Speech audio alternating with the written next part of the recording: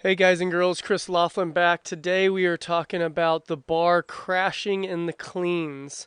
What this means is when you are pulling for the clean and you are trying to get yourself underneath the bar, that the bar is higher than where you are and it comes down and lands on your shoulders really, really hard.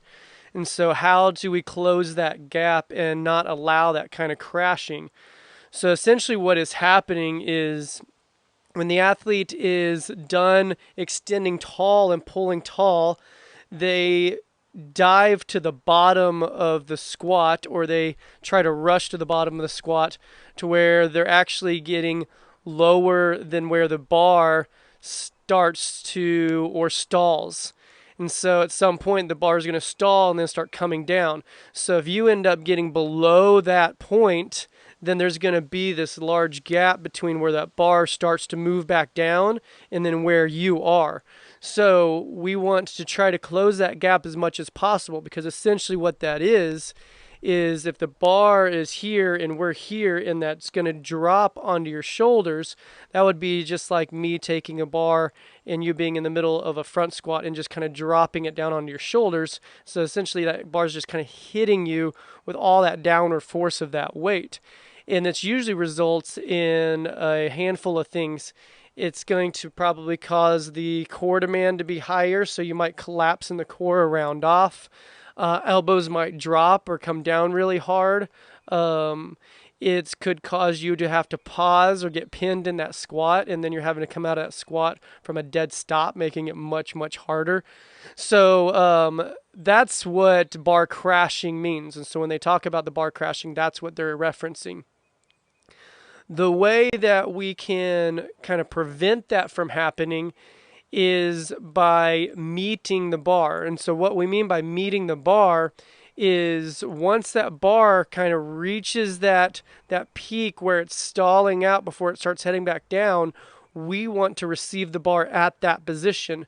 So we're pulling ourselves all the way to the bar and meeting it at its max height, and then we're writing it down together. So I'm meeting the bar, catching the bar, and then writing it down. That way we're mimicking more of that front squat. It's allowing you to tense up, get the bar racked really well, and then you get to kind of head down and dictate the timing of your squat and your bounce. That way we can time that bounce of that catch, hit the bottom, and drive right back up. So what I'm going to do is I'm going to show you a few examples. So I'm going to show you a gauge where he shows kind of that taking the time to receive it before heading down in the squat. And then I've got a video of Stephanie where she takes 100 kilos for a clean double, where on the first rep she meets the bar really, really well and she's able to recover out of it. And on the second one, she gets rushed, she's tired, she's trying to dive to that bottom position, and the bar crashes on her a lot harder, and we can kind of see the results of that. So let's take a look at those two videos real quick. Look here, gauge is clean, and what I want you to notice is that after he's heading to the bar, or after the bar's kind of reached its height and he's getting his elbows around, that his hips kind of stay at this height. Kind of keeps his hips there. He's waiting for that bar to get to his shoulders as he's receiving it before he lets himself drop down into that squat, or ride it down into the squat. You don't really want to drop into it. So he's extending, and now he's pulling to the bar. And now he's just going to kind of stay here as he gets that bar racked and then write it down. And that really helps him time that catch and recovery of that squat. So now I'm going to show you one of Stephanie's lifts where she takes 100 for a double. So this is a pretty heavy weight.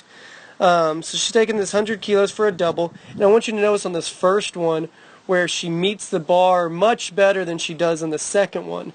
And it's usually due to that same thing we were talking about, where she was trying to rush to the bottom. She's getting tired, having to go for that second one, and then she has a tendency to kind of dive to the bottom to make sure that she's getting underneath the bar. But then we'll see kind of what happens there. So in this first rep, she's really patient. She's continuing to pull to the bar. And then, so she's right there, very small gap between her and the bar as she lets her elbows come around. And then she's going to meet that bar there as she rides it down and back up. So now I want to show you the difference on this second rep, where this bar is going to crash on her a little bit more. And again, this is a heavy for double. So what she ends up doing is she ends up trying to rush to that bottom position. So she's finishing her pull. Now she's going to start diving a lot quicker to that bottom position. And look at the space now that we have between her and the bar. There's a lot more space there. So then it's going to hit her a lot harder, and it really pushes her down into that where she starts to lose some of her core. She kind of ends up getting rocked back. So what she ends up doing is she's trying to get that really aggressive pull on that second one, but then she tries to rush to the bottom of that squat. When she does that, it creates that additional space, and so then that bar kind of crashes down on her. She loses her core. So there we can see a clear difference between meeting the bar and then the bar crashing on you, where we kind of lost that tension. The bar hit her kind of hard, and then she got pinned at the bottom, having to grind through that squat on the recovery, making it a lot harder to land the jerk. But let's get into some of the drills and cues and practices you can do to start fixing the bar crashing on you. So there's a couple things that you can practice. A good time to work on meeting the bar is like in the powers. Your goal is already to try to elevate the bar and put as much force into the pull as you can and to receive the bar high. So that's a really good time to just practice also getting to the bar quickly and receiving it fast and really feeling that the feeling of meeting the bar when you're doing those powers. Now, we're not always going to be trying to pull the bar as high as we can when we're going for a heavier clean or a clean and jerk. So we want to also practice the timing of receiving the bar and then riding it down into the squat.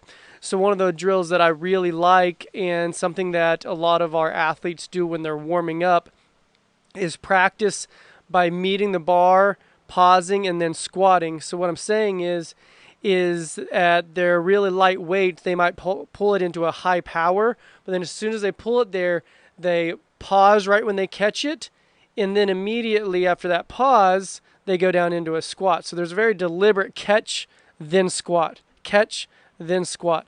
And then as it gets heavier and heavier, they're going to meet a little bit lower and then squat, meet a little bit lower and then squat, until it just kind of starts evolving into their full clean, where they're meeting it to their normal height, and we've kind of alleviated some of that crashing. Another good cue would be to also physically try to hold on to the bar longer. A lot of times people get disconnected from the bar, and what we mean by disconnected is they release the hands really early, so kind of you and the bar are just kind of like floating through space before y'all re-meet, and that's going to increase the likelihood of the bar crashing. So practicing on physically holding on to the bar longer as we get to the shoulders is good, and making sure that we're continuing to stay connected to the bar, but you're also more likely to continue to pull all the way into the bar, as opposed to releasing early and then that bar being able to really disconnect from you and your body before y'all start trying to catch. So trying to hold on to the bar longer is a cue that I'll sometimes use for those that have that crashing going on. I want you to hold on to the bar as long as you can until you have to relax the hands for the front squat. So if we can be holding on to it all the way to the shoulders and then relax just right as we start going into that squat portion of it, then we're probably more likely to continue to pull all the way into the bar. So those are some of my favorite just practices for the not letting that bar crash, is the being deliberate with the powers when those come up, but then also that catch and sit, that very deliberate catch and sit, to where you're making sure that you're meeting the bar every single time you catch it, and you're taking that second to receive it before going down into the squat, not rushing to that bottom position. And then also making sure that we're staying connected to the bar by maintaining that grip. So if I didn't cover something on crashing or anything like that, make sure to drop me a comment. I'll go in and answer any questions that come up in there. If y'all like these videos, please subscribe. It should be a picture of me somewhere over here that you can click on. Also, just liking and sharing these with other people will really help us continue to put these out. So thanks a lot. Talk to you soon.